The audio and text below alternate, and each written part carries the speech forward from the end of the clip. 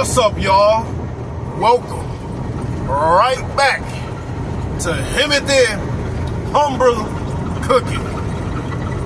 And as always, all praise, love, and glory and thanks goes to our most high God.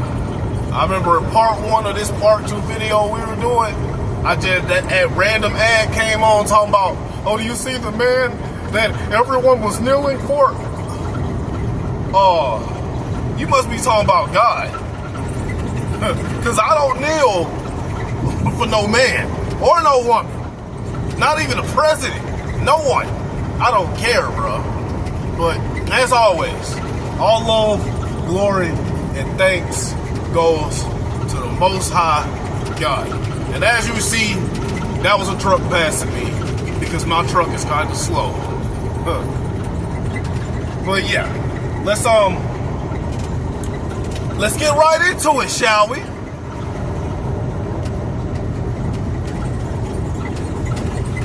Your stupid reason. This is your child, period. I said, you know what, I'm done talking to you. This child cannot be mine, which makes it evident that you cheated on me. I'm glad that's how he responded, bro. Because when women try to continuously say stupish, the best thing you can do is to stop responding to them and stop going back and forth with them. Bro, I'm telling you, I learned this from experience. Especially dealing with family too, bro. Family and women in general, they just say, some of them just say the goofiest, dumbest things, even after you hit them with logic. And it's like, a lot of times they do it to try to provoke you into arguing with them. Because if you start to argue with a woman, you lost, bro. And I'm not saying we can't win arguments with women because, if a woman says shut up, you better shut up, or I'll have your wife have your life. I ain't talking about that weak stuff. I'm talking about arguing is like an emotional thing. So if you get emotional with a woman, the woman won. Because women are masters at emotions. When men get in their emotions, they start to say and do stupid things, just like a lot of modern women do. Look, I'll check a woman. I tell a woman to shut up. I have before, and I know I will again. But it's a difference from checking a woman into shutting up and then arguing back and forth with her. That's a huge difference. I'm not even interested in who and how. I just want you to get off my back. She screamed, how can I do this? And how will she manage the baby alone? I yelled back, go wherever the hell you want. I don't care. I stormed out and went to my friend's place. Told him, how dare you not be a simp anymore? I need a simp to help me raise this baby. Are you gonna go make me find a stepdad now? Yes. Now go take your right back to the streets. I had a fight. I needed a couch to crash because I just couldn't stand up to her nagging. Didn't tell him the actual reason. Needed to clear my head first. Today morning, when I came back, she was sleeping on the couch.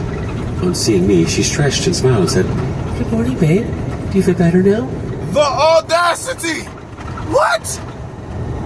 Shut up talking to me. That's exactly what I'm gonna say. I go, if it depends, like, if for whatever reason, which I'll never do this, but if I was ever silly enough to move into an American woman's house or get a house with her, I'd go in, I'll tell her to shut up and go pack my things. But if I have an American woman moving with me, like I would do, then she got to get out of my house in this situation. I tried to hold my hands as I passed her. This is all I calculated psychological play. Pure emotional blackmail. I shrugged her hands off and went. Yep. See, this will work on a super simp. But when it comes to narcissism, women are masters at that. Most narcissists are women. Because most men are simps. Narcissists and men are usually like pokies and ray-rays. There are way more simps than pokies and ray-rays. So you're not finna sit here and tell me that most narcissists are men. Because most men, in general, aren't even a narcissistic type of man. They're the lovey-dovey, I'm gonna give you my heart type of man. Or the beta male, happy wife, happy life, right? Straight to the shower and got ready for work. Or, how did I do that? Captain Cyber-O, to the rescue. She rallied behind me like an angry girlfriend, picking up an argument about how I could be so insensitive to leave my pregnant girlfriend alone and anxious. How can you be so insensitive to go get your cheeks clapped by another man? You've been caught red-handed and you still got the audacity to try these manipulation tactics. Bro, this story is irritating me. Because, bro, the audacity some women really go through. A lot of times, bro, they don't go, well, yeah, a lot of times they do go this far. But this far, though, like, even narcissistic women at some point will admit defeat. This woman is just not giving up. While leaving, I looked straight into her eyes and said, "This relationship is over. You cheated and I'm moving out tonight. Back off." At work, I scouted for places near my office and finalized one. Took a time off from work tomorrow, booked a pickup van and moved my stuff to the new place.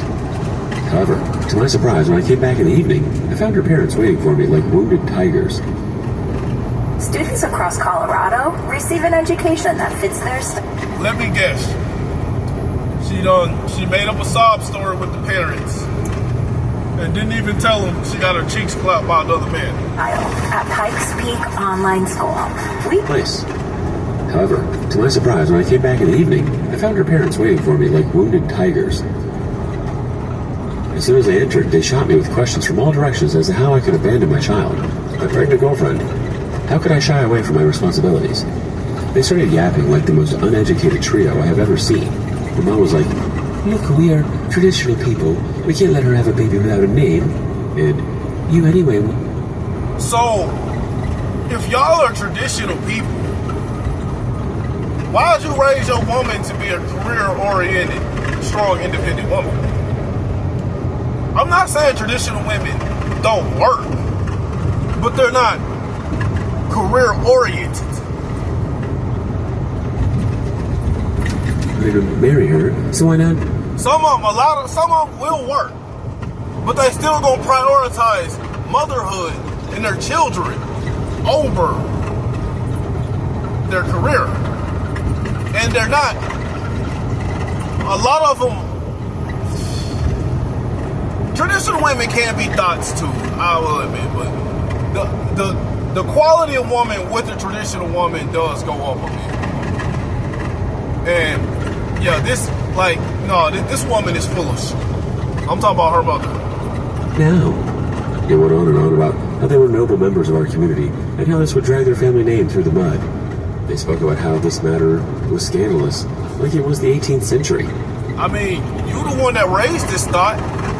I'm guessing she was raised by, your typical strongest American woman, and a dad who was either a simp or a beta male. I told you, having a feminine dad and having no dad is I don't know. I'm gonna be honest. I don't know which one is worse. I guess it goes case by case. Because, you can argue that having no dad is pretty bad because the kids don't ever, learn. They never have that father figure in their life at all. And they never learn. A lot of them never really learn right from wrong. But still having a dad for a simp is pretty bad. Because you grow up and watch your dad be a pushover and a doormat and raise you to be a masculine, strong, independent woman.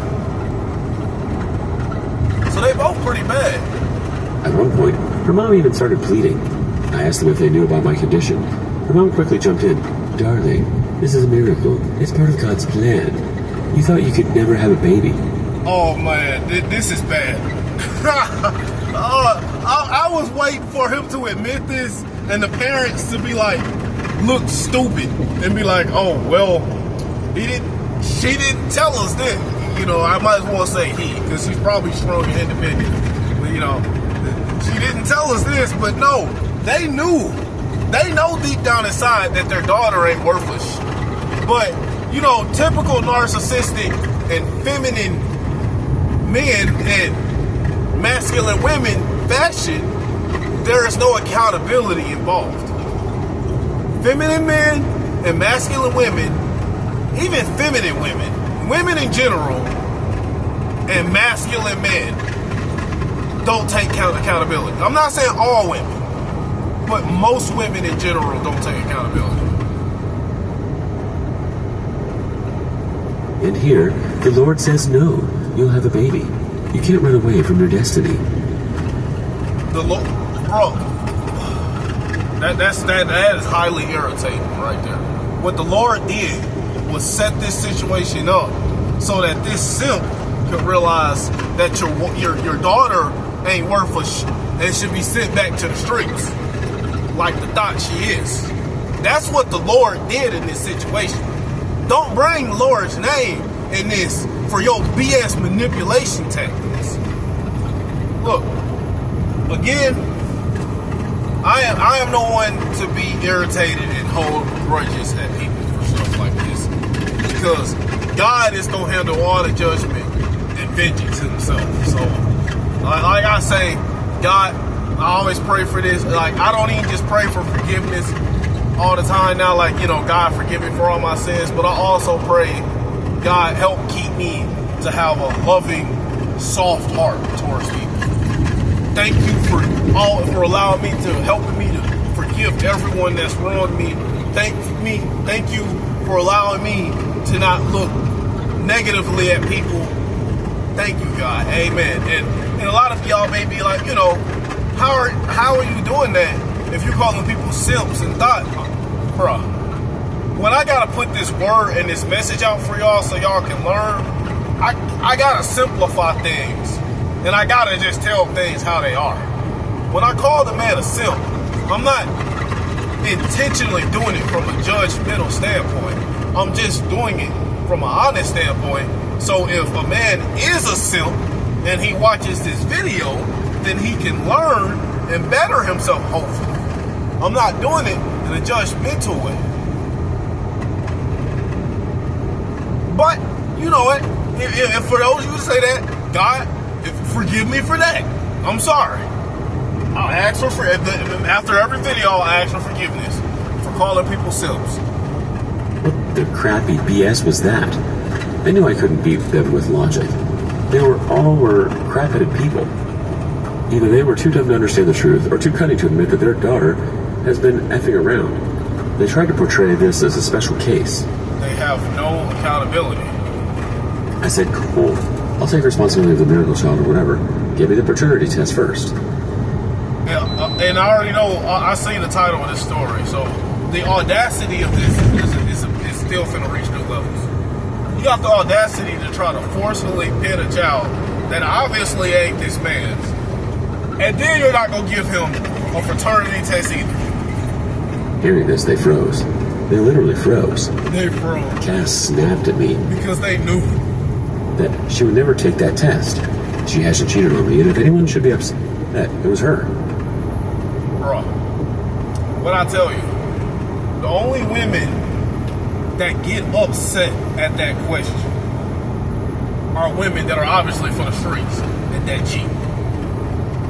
But the audacity to already have been caught in your lie and already been proven that you're a thought, and you still got the audacity to get mad at him asking for a fraternity test. Besides, I was the one who was keeping a life-altering secret from her. She then looked me dead in the eye and told me to prepare myself to take care of her and our child. If I try to run away, I'll face consequences. I replied to her in the same manner. The audacity. I told you, women are so wicked, bro. But, I mean, to be honest, this woman is just following her nature. If she's a narcissist, like, bro, she's just following her nature. She gonna do what narcissistic women do. Because this BS, some men are such simps that this stuff works. I'm ready to face one. Do anything you want. You can't make me raise someone else's child. Her father stepped in and asked me to calm down and have a mature talk. I said none of you are mature enough to understand that I cannot birth a child, so I don't want to waste my time. Her beta male father. Because if her father had any ounce of testosterone, not only would he not have raised his daughter to be like this, but he would have held his daughter and his wife accountable. He probably wouldn't even be with his wife at this point if his wife was this type of woman. But it takes a weak man. Again, guy, if I'm judging, I'm sorry. But it takes a feminine man to settle down with a narcissistic woman and have another narcissistic woman. On the talks, I have made my point clear. Get a paternity test and I promise to become the best father of that child. This should have been the 100th time I was saying this. All I was asking for was the barest minimum, something any reasonable woman would do just to clear her name. Even he understands this. Any reasonable, God-fearing, feminine, virtuous woman, or even a woman that's with the man she truly desires, will give him a paternity test just for peace of mind, even if she knows she didn't cheat. And real quick, let's get this straight. Even if women do paternity tests and the kids are the man's, that don't necessarily mean the woman didn't cheat, but that at least mean you're raising your own kid.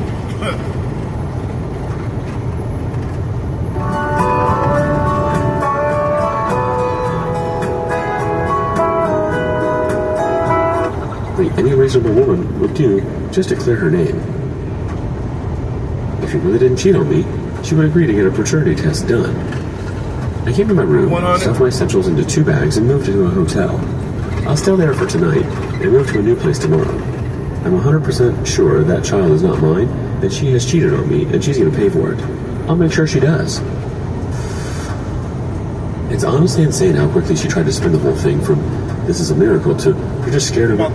I tried to shame you into saying, "Pardon me?" After spending the night at the hotel, I moved to a new place with the 2 bags I carried that evening. Canceled the pickup van to avoid any face-offs. However, after a week when I needed their fresh clothes, I decided to go to the apartment to pick up the remaining stuff in the afternoon when she's away from work. When I got there, I discovered that she was gone too, like totally wiped off from the environment, even down to a picture frame that used to hang beside mine in the living room. Funny enough, the first thing that came to my mind was a sigh of relief. It'd be best for both of us if she moved in with whoever was the father of the child. Good riddance to bad rubbish, right? I called the building manager and informed him that I was no longer living. Problem is, Pokey probably don't want no damn kid. In that place, and he's free to do whatever he wanted. I handed her over the keys and moved out. Both of our names were on the lease. I moved out, and now it was his responsibility to settle the matter with her. For another week, things were calm.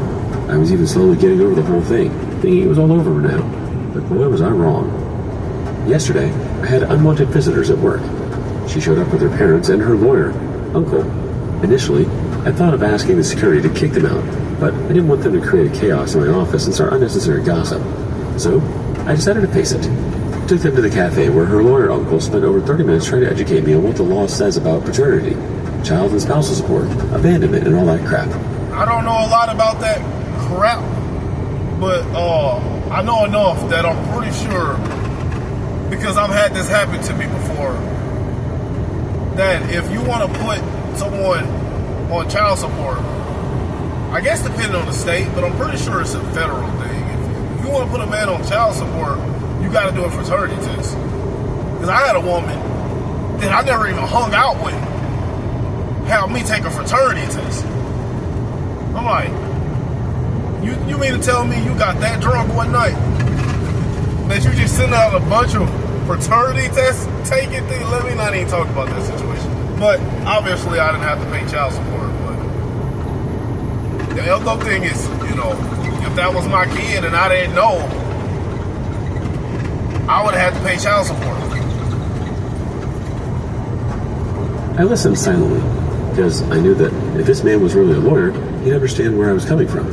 When he was done talking and making legal threats, Bruh, lawyers, most lawyers, I ain't gonna say most, but a lot of lawyers don't give a shit about morals, bruh. A lot of like, for one, I could never see myself. I could never see myself being a lawyer.